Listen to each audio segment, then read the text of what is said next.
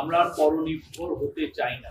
উনি আসলে আজকে পুরো মিটিংটাই স্বনির্ভরতার উপরে জোর দিয়েছেন যে আমাদের যেই ডেডলাইনে থাকুক না কেন আমাদেরকে আসলে স্বনির্ভর হতে হবে। আমরা যেন নিজেদের পায়ে নিজেরা দাঁড়াতে পারি, আমাদের জন্য কোনো ধরনের কোনো দাসত্ব না নিতে হবে।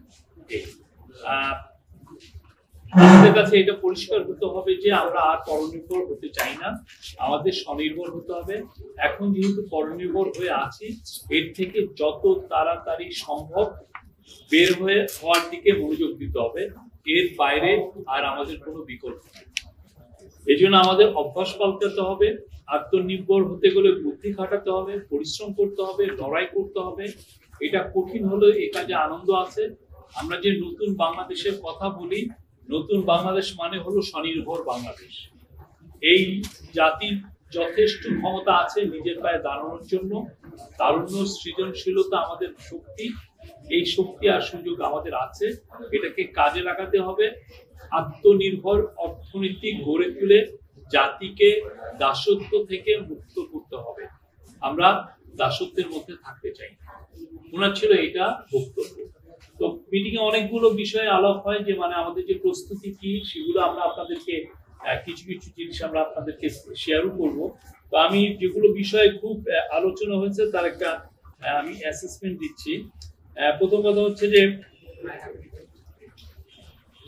মিটিং এ তিনজন বিজনেস প্রতিনিধি কথা বলেন। ফার্মাসিউটিক্যাল ইন্ডাস্ট্রি অ্যাসোসিয়েশনের হয়ে আব্দুল মুক্তাদির, বিজিএমই হয়ে বিজিএমের প্রধান মাহমুদ হাসান খান এবং ঢাকা চেম্বারের যিনি প্রধান, আপনি জানেন যে ঢাকা চেম্বার এসএমইদের নিয়ে কাজ করে, ঢাকা চেম্বারের প্রধান তাসকিন আহমেদ কথা বলেন। তো এইখানে মিটিং এ বলা হয় যে অনেকগুলো বিষয় এসছে। ইম্পোর্ট পলিসির কথা বলা হয়েছে। ইম্পোর্ট পলিসি বলতে জানানো হয় যে খুব শীঘ্রই ইম্পোর্ট পলিসি 2026 থেকে 2028 এটা ইম্পোর্ট পলিসি এটা ডিক্লেয়ার করা হবে, এটা ড্রাফট করা হবে। আর ভিসার বিষয়টা এসছে। ভিসার বিষয়ে চিফ অ্যাডভাইজার জোর দিয়ে বলেছেন যে আমরা ভিসা বিষয়টা যেহেতু কিছু কিছু জায়গায় জটিলতা হচ্ছে, ওই জটিলতা মূলত পূর্বের গভর্নমেন্টের সময় থেকে, তো সেই জটিলতার জন্য উনি এক্সট্রা এফার্ট দিতে বলেছেন ফরেন মিনিস্ট্রিকে।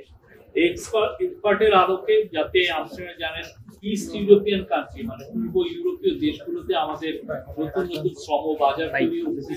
ওইখানে গত এই অ্যাডভাইজার কসোভোর প্রেসিডেন্ট, আলবেনিয়ার প্রেসিডেন্ট, কসোভোর প্রাইম মিনিস্টারের সাথে কথা বলেছেন। তারা দুইটা কান্ট্রি বাংলাদেশ থেকে তারা শ্রমশক্তি নিতে চাচ্ছেন। তো তাদের ওইখানে যাতে ভিসার যে জটিলতা সেটা যেন না থাকে, কারণ ইস্ট ইউরোপিয়ান যেগুলো ন্যাশন আছে তাদের কারোরই আসলে বাংলাদেশে কোনো এমবাসি নাই। তো অনেকের ক্ষেত্রে যেটা হয় যে আমাদের বাংলাদেশিদেরকে নিউ দিল্লিতে যে তার ভিসার জন্য অ্যাপ্লাই করতে হয়। তো সেই বিষয়টা বারবার এসছে যে কিভাবে আমরা ভিসা জটিলতা থেকে উত্তরণ করতে পারি। আর এই বিষয়ে উনি জোর দিয়েছেন এবং এই বিষয়ে ফরেন মিনিস্ট্রি এই বিষয়ে কাজ করছে এবং আরো সামনে আরো এটা নিয়ে আরো সমন্বিত উদ্যোগ নেবে। এডিবির সাথে ক্যাপাসিটি, এডিবি এবং ওয়ার্ল্ড ব্যাংকের সাথে আমাদের ক্যাপাসিটি বিল্ডিং এর কথাবার্তা বলা হচ্ছে। আপনারা জানেন যে আমরা অনেকগুলো দেশের সাথে ফ্রি ট্রেড এগ্রিমেন্টের কথা বলছি, জাপানের সাথে আমাদের কথা হচ্ছে, সাউথ কোরিয়ার সাথে কথা হচ্ছে, সিঙ্গাপুরের সাথে কথা হচ্ছে, ইউনাইটেড আরব আমিরাতের সাথে কথা হচ্ছে। অনেকগুলো দেশের সাথে আমাদের এই আলোচনাগুলো হচ্ছে, মালয়েশিয়ার সাথে হচ্ছে। তো সেই আলোচনার আলোকে আমাদের এই যে ট্রেড নেগোসিয়েশনের জন্য আমাদের একটা নেগোসিয়েশনের জন্য একটা টিম করা হয়েছে। কিন্তু এইটার জন্য যেটা দরকার যে আরো মানে আমাদের ক্যাপাসিটি দরকার। ক্যাপাসিটির জন্য আমরা ওয়ার্ল্ড ব্যাংক এবং এডিবির সাথে আমরা কথা বলছি এবং তারা আমাদেরকে, আমরা আশা করছি যে তারা এই বিষয়ে আমাদেরকে হেল্প করবে। আর একটা হচ্ছে আইসিটি। আপনি জানেন আইসিটিতে প্রচুর জব তৈরি হচ্ছে, যদিও অনেক সময় এই জবগুলো দৃশ্যমান না।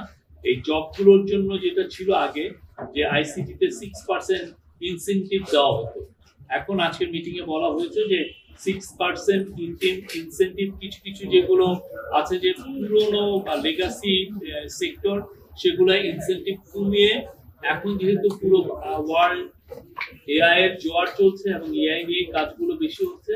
তো এআই এর যে ফ্রন্টিয়ার টেকনোলজি নিয়ে যারা কাজ করছেন তাদের ইনসেনটিভটা 6% এর চেয়েও একটু বাড়িয়ে দেওয়া হবে, সেই বিষয়েও আলাপ হয়েছে।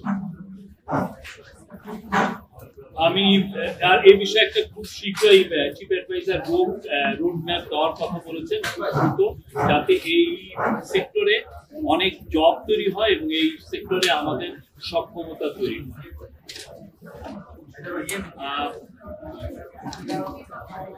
বিজিএমই এর প্রতিনিধি এই মিটিং এ ম্যানমেড ফাইবারের উপরে জোর দিয়েছেন। বলেছেন যে ম্যানমেড ফাইবারের যে আমরা যদি ফ্যাক্টরি করতে চাই, ম্যানুফ্যাকচারিং ইউনিট করতে যাই, সেক্ষেত্রে আমাদের কন্টিনিউয়াস গ্যাস সাপ্লাইটা লাগবে।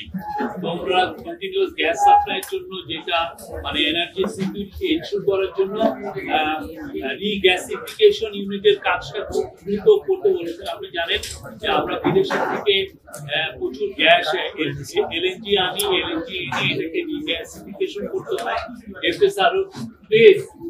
এফএসআরওর মাধ্যমে এটা করা হয়। তো এটা আরো আরেকটা আমাদের হয়তো ল্যান্ড বেস টার্মিনাল লাগবে, রিগ্যাসিফিকেশন টার্মিনাল লাগবে, সেটা করার জন্য ওনারা বলেছেন। এনপিএল এর কথা এসছে এবং সব ওনারা বলেছেন যে প্রত্যেকটা ফ্যাক্টরি এখন খুব সোলার প্যানেল লাগাচ্ছে এবং সোলার প্যানেলের কারণে প্রত্যেকটা ফ্যাক্টরিতে এখন বিদ্যুতের কষ্ট কমে এসেছে।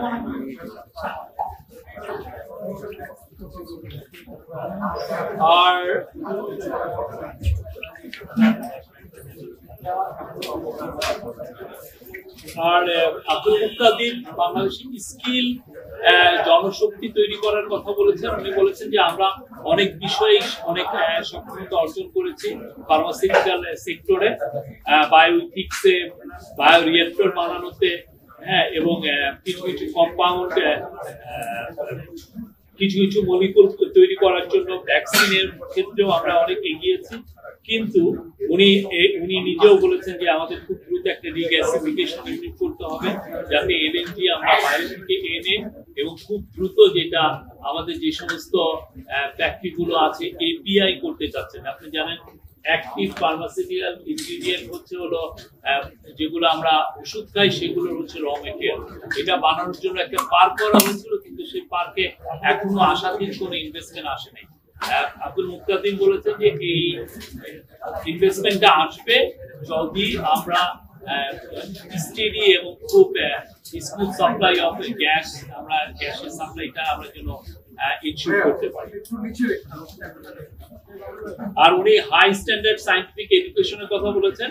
উনি বলছেন যে বাংলাদেশের ইউনিভার্সিটি গুলো অনেক বেশি বিবিএ তৈরি করছে, যেটা আসলে মার্কেটে একটা ওভার সাপ্লাই হয়ে গেছে, কিন্তু আমাদের সত্যিকারের দরকার খুব সায়েন্স এডুকেটেড আমাদের গ্র্যাজুয়েটস দরকার।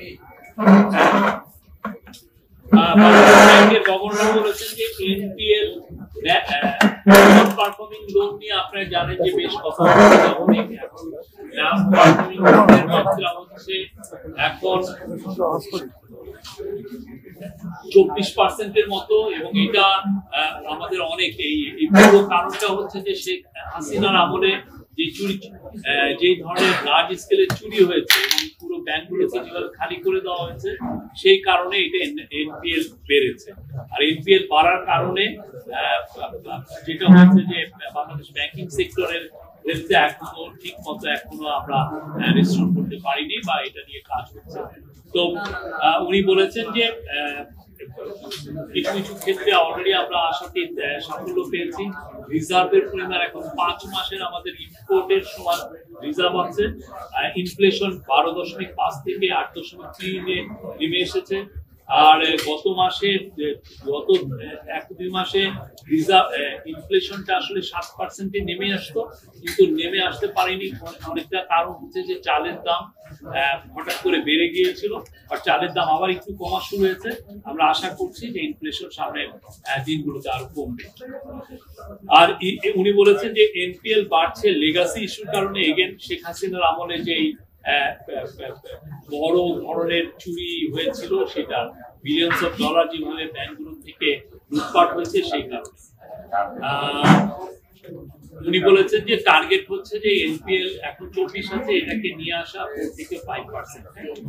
আর উনি বলেছেন যে ইসলামী ব্যাংকগুলোকে 5টি একত্রিত হচ্ছে, আর 9টি NBFI non banking financial institution যেগুলোকে অনেকে লিজিং কোম্পানি বলেন, তাদেরকে অবসায়ন করা হবে। অবসায়ন তো আপনারা জানেন। আর উনি বলছেন যে স্টার্ট আপের জন্য 900 কোটি টাকার একটা ব্যাংকগুলো থেকে 900 কোটি টাকার ভেঞ্চার ক্যাপিটাল তৈরি করা হচ্ছে, এবং সেখানে বাংলাদেশ ব্যাংকও আরো 600 কোটি টাকা দিবে।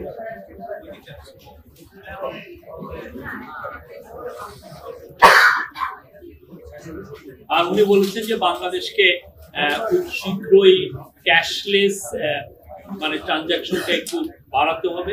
এর ফলে যেটা হবে যে বাংলাদেশের রেভিনিউ বাড়বে, এবং এট দ্য সেম টাইম মানে আপনারা জানেন যে ক্যাশ, এটাকে প্রতি বছর এই ক্যাশ ফ্লো বাড়ার কারণে এই টাকা ছাপানোতেও প্রচুর খরচ হয়, 20,000 কোটি টাকার মতো এইটাও কমে আসবে। আর এই ছিল আজকের